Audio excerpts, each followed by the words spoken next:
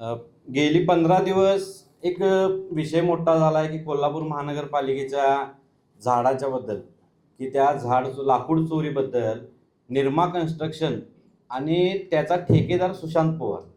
पहिल्यांदा मी तुम्हाला एक सांगू इच्छितो की मी त्या कंपनीचा ठेकेदार नाही. मी त्या कंपनीचा ऑथोराइज पर्सन आहे, फक्त सायनिंग अथॉरिटीसाठी. ही कंपनी स्वतः कोल्हापुरात काम करते. त्याचं सायनिंग अथॉरिटी मी कोल्हापूरचा माहिती संबंधित आहेत म्हणून त्यांच्यासाठी मी सायनिंग अथॉरिटी म्हणून मी त्यांच्याशी काम करतो. हा मुद्दा पहिला झाला. दुसरा मुद्दा, या चोरीचा जो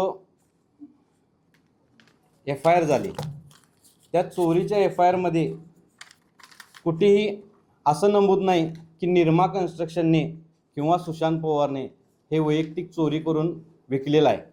यानंतर ही झाली 7 तारखेची FIR. त्यानंतर पुरवणी जबाब दिला 14 तारखेला. त्यात पण असं कुठं नोंद नाही की ही चोरी निर्मा कन्स्ट्रक्शनने केल्या किंवा सुशांत पवारने केल्या.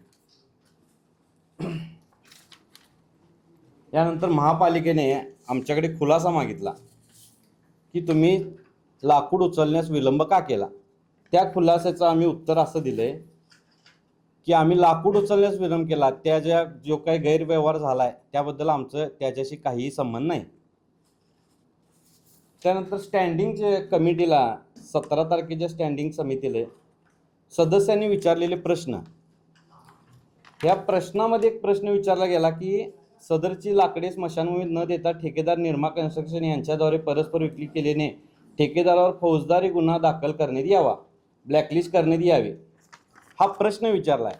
या प्रश्नाला अनुसरून तो ठराव म्हणून दाखवून डायरेक्ट त्याची ब्लॅकलिस्टची कारवाई केली.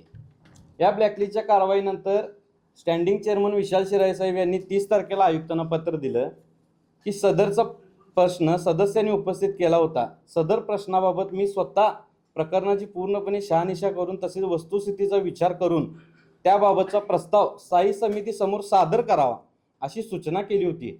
परंतु सदरच्या सूचनांची नोंद नगर सचिव यांनी न घेता चुकीची नोंद प्रश्नामध्ये घेतली आणि त्यामुळे ब्लॅकलिस्टची कारवाई झाली. हा या पूर्ण कारवाईचा हे आहे. यात आमच्या कंपनीचा कुठलाही दोष नाही, कशात कंपनी कुठं आलं हे नाही आहे. म्हणजे लिगली कुठेही आम्ही प्रूव्ह होत नाही. हे प्रूव्ह न करता डायरेक्ट कंपनीला ब्लॅकलिस्ट केलं आणि माझ्या वैयक्तिक नावावर गुन्हा दाखल करा म्हणून एक कारवाई सुरू झाली आहे. ॲक्च्युली माझा आणि त्या कंपनीशी मी त्या कंपनीचा मालक नाही, पार्टनर नाही, काय नाही. मी एक अथॉरिटी पर्सन आहे, सायनिंग अथॉरिटी.